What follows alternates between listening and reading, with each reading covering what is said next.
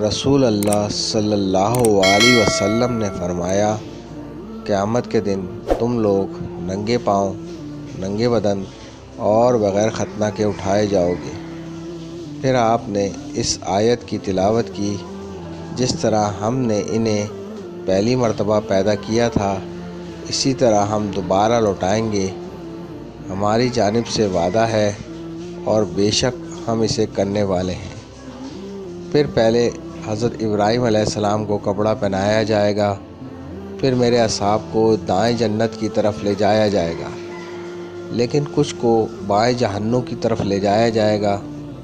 میں کہوں گا یہ تو میرے اصحاب ہیں، لیکن مجھے بتایا جائے گا کہ جب آپ ان سے جدا ہوئے تو اسی وقت انہوں نے ارتداد اختیار کر لیا۔ میں اس وقت وہی کہوں گا جو عیسیٰ ابن مریم علیہ السلام نے کہا تھا کہ جب تک میں ان میں موجود تھا ان کی نگرانی کرتا رہا، لیکن جب تو نے مجھے اٹھا لیا تو تو ہی ان کا نگہبان ہے اور تو ہر چیز پر نگہبان ہے۔ آیت العزیز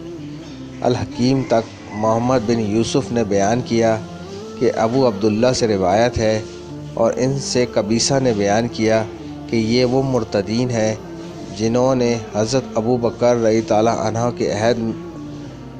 کفر اختیار کیا تھا اور جن سے حضرت ابو بکر صدیق رضی اللہ عنہ نے جنگ کی تھی۔